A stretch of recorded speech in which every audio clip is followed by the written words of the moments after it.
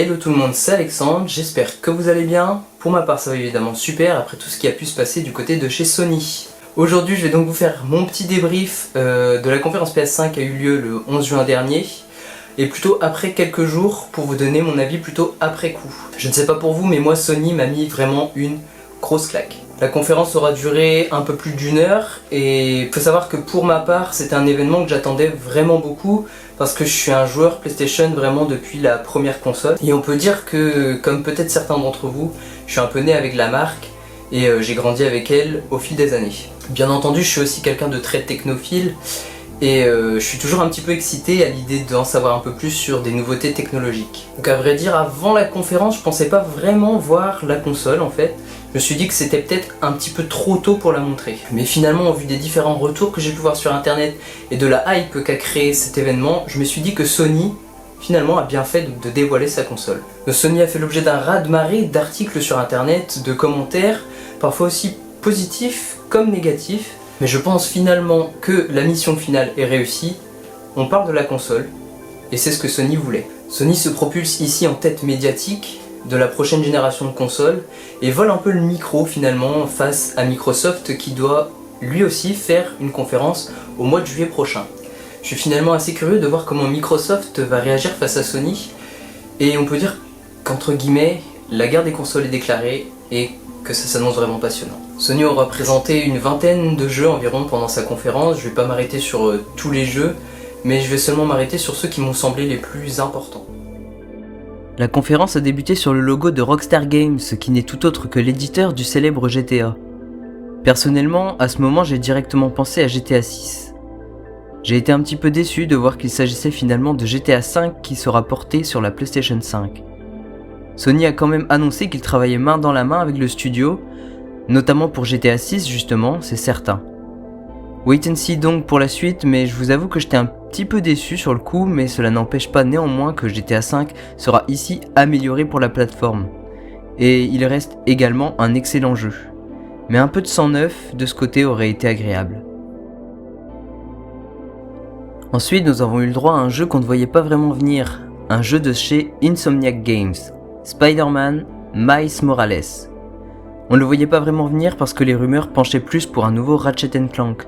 Ici, pas forcément de claque graphique à proprement parler car il s'agit du moteur de rendu utilisé pour le précédent opus. Mais il est agréable de pouvoir retrouver l'homme araignée sur la nouvelle génération de PlayStation, tout en sachant que le premier opus a fait un carton phénoménal sur PS4. Il s'agit ici du premier coup de poker pour le studio Insomniac, car il s'agit évidemment d'une exclusivité PlayStation 5. On retrouvera ensuite le célèbre jeu de course Gran Turismo 7 qui fait son grand retour sur PS5. La modélisation des véhicules m'a clairement ici tapé dans l'œil. La qualité des éclairages montre ici que le ray tracing fait vraiment des merveilles. Le jeu tirera parti des performances audio 3D de la console, et étant amateur de jeux de course depuis maintenant de nombreuses années, cette simulation automobile s'annonce particulièrement riche en adrénaline.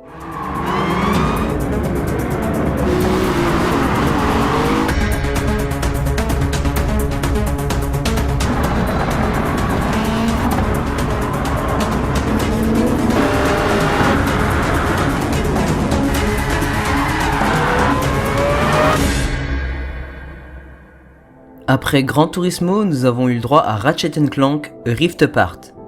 Ce jeu est mon premier grand coup de cœur de cette conférence. Le retour de Ratchet & Clank sur la nouvelle génération m'a vraiment ravi, tant j'ai aimé les précédents opus. Le jeu exploitera en grande partie la puissance du SSD de la PlayStation 5. Il est difficile ici de ne pas noter la performance réalisée. Dans le trailer, on y voit les deux compères passer de monde en monde et il faut remarquer la vitesse phénoménale à laquelle ces mondes se chargent et la beauté des éléments en ray tracing. À ma connaissance, je n'avais encore rien vu de tel et je salue ici la performance du studio Insomniac encore une fois. Vraiment magique.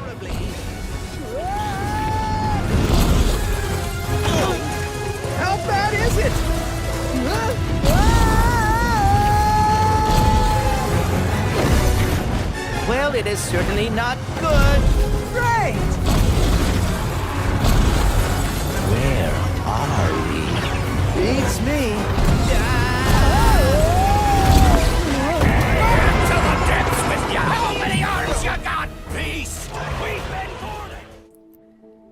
Lorsque j'ai vu le logo Square Enix, j'ai pensé directement à Final Fantasy XVI. Je me suis dit qu'en même temps, un tel jeu serait vraiment intéressant pour accompagner le lancement d'une nouvelle console. Dans Project Athia, on incarnera une demoiselle qui évoluera dans un environnement fantasy, dont malheureusement on ne sait pas encore grand chose.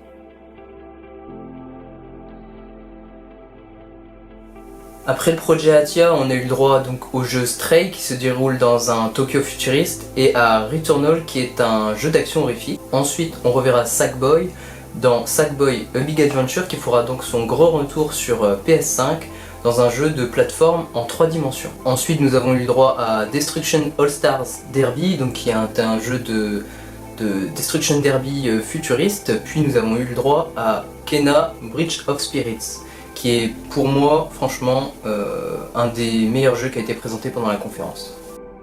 Kena Bridge of Spirits est clairement mon coup de cœur de toutes les nouvelles licences annoncées. Ce jeu m'a mis une petite claque, j'avoue. On a l'impression d'évoluer dans un film d'animation Pixar et franchement j'adore. L'univers a l'air réellement riche et annonce des aventures hautes en couleurs. J'ai vraiment hâte de mettre la main dessus.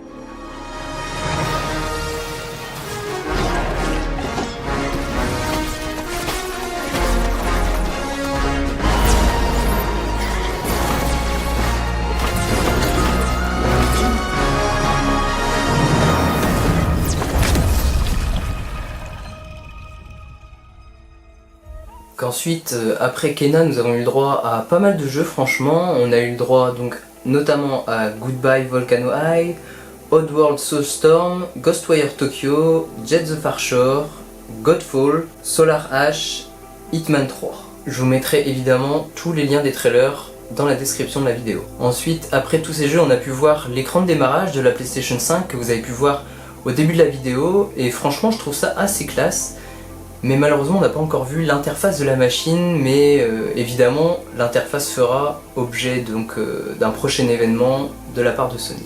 Ensuite nous avons eu le droit à Astro's Playroom, donc qui se définit un petit peu comme le Mario 64 de Sony. Ce jeu sera embarqué dans la console directement à l'achat. Le jeu utilisera notamment les nouvelles fonctionnalités de la manette DualSense et sera un peu une vitrine technologique finalement de cette manette. Ensuite on a eu le droit franchement à encore pas mal de jeux. On a eu le droit notamment à Little Devil Inside, NBA 2K21, Bugsnax, donc c'est un jeu un peu étrange par les créateurs d'Octodad. J'ai un peu tiqué d'ailleurs pendant la conférence là-dessus parce qu'on y voit notamment donc, des fraises qui marchent. On a eu le droit donc au remake de Demon's Souls. On a eu le droit notamment donc, au jeu Deathloop qui est développé par le studio Arkane Studio qui est un studio lyonnais. On aura finalement eu le droit à un bon lot de jeux assez variés et finalement c'est ce qui compte parce qu'une console sans jeu c'est rien. Je le répète encore une fois mais vous trouverez tous les trailers de la conférence dans la description. Nous avons eu le droit ensuite à 3 jeux principaux. Le nouveau jeu d'horreur de Capcom Resident Evil 8 sera sur PS5 et promet des frissons garantis. Après Resident Evil, nous avons eu le droit à Pragmata, jeu de Capcom une nouvelle fois, qui est une toute nouvelle licence et qui se présente comme étant un jeu de science-fiction où l'on y retrouve un cosmonaute et une petite fille qui arpentent les rues de New York pour finir leur aventure sur la Lune. Le speech est assez compliqué à décrire, j'avoue, mais au moins l'aventure aura le mérite d'être originale. On arrive au jeu que tout le monde attendait, je pense, et que j'avais attendu également pendant toute la conférence, Horizon Forbidden West. Le jeu sera une vraie vitrine technologique de la PS5 et quand on voit la qualité des environnements, franchement, ça me laisse sans voix. Le développeur du jeu, Guerrilla Games, se table sur une sortie prévue en 2021.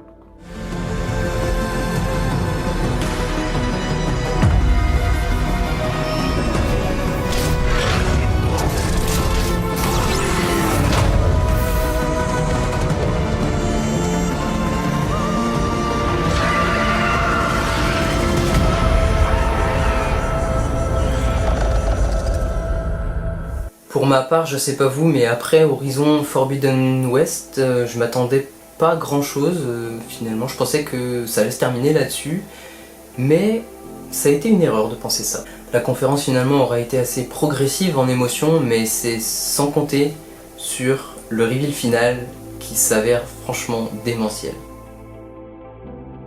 On arrive donc au moment fatidique, l'apothéose de la conférence que je n'ai tout simplement pas vu venir. Le reveal du design de la PS5. J'ai vu les sortes de petites billes de mon côté et les formes qu'elles commençaient à afficher et je me suis dit, ils vont tout de même pas montrer la console quand même. Donc on voit d'abord les billes dans une sorte de couloir où les formes iconiques de la PlayStation s'affichent. Croix, carré, rond et triangle. Puis les billes s'écartent et elles forment un grand V en bleu qui rappelle évidemment le chiffre 5 en chiffre romain. Quelques secondes plus tard, on commence à voir la console donc dans sa robe blanche et noire. Pas vraiment une surprise quand on connaissait déjà la manette. Mais ce design, franchement, est tellement novateur pour la marque. Il tranche énormément avec les anciennes générations. Sony voulait montrer un design qui fait futuriste, et la mission est ici réussie. Pour ma part, je la trouve vraiment très belle.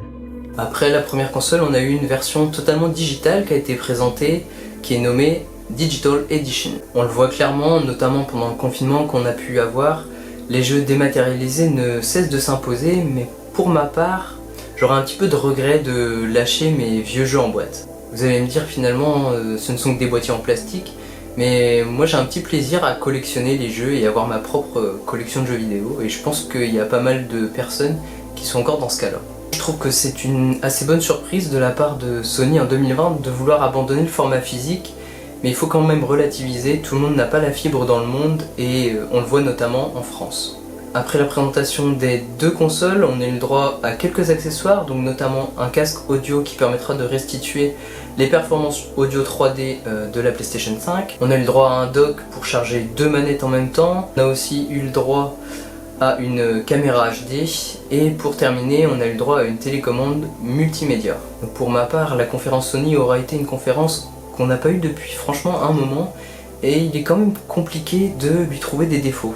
Pour ma part, il y a peut-être juste le milieu de la conférence qui aurait été un petit peu redondant, donc avec des jeux et des jeux et des jeux, mais finalement le début et la fin ont été très bien réussis. Donc on a eu le droit quand même à pas mal de jeux divers et variés, donc notamment des jeux familiaux, des jeux d'horreur, en passant par les jeux de course. L'événement pour ma part aurait été maîtrisé d'une main de maître par Sony, donc du début jusqu'à la fin de la conférence, et je pense qu'elle restera franchement dans les esprits.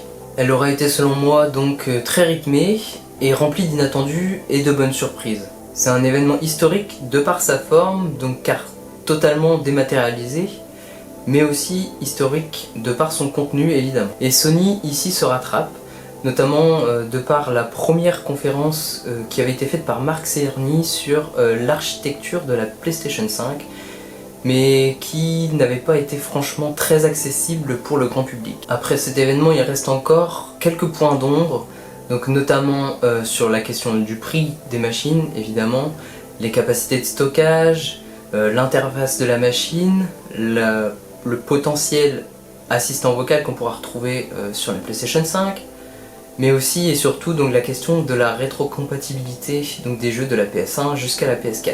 Dites-moi évidemment ce que vous avez pu penser de cette conférence, donc ce qui vous a marqué, mais aussi ce que vous avez moins aimé dans la section commentaires. Je pourrais également vous faire une deuxième vidéo si vous le voulez à propos de la PlayStation 5, donc n'hésitez pas à me la demander en commentaire. N'hésitez pas à me dire ce que vous avez pensé également de ce format de vidéo qui aura été un petit peu nouveau pour moi. Comme toujours, n'hésitez pas à lâcher un petit pouce bleu en dessous de la vidéo et à vous abonner si ce n'est pas déjà fait.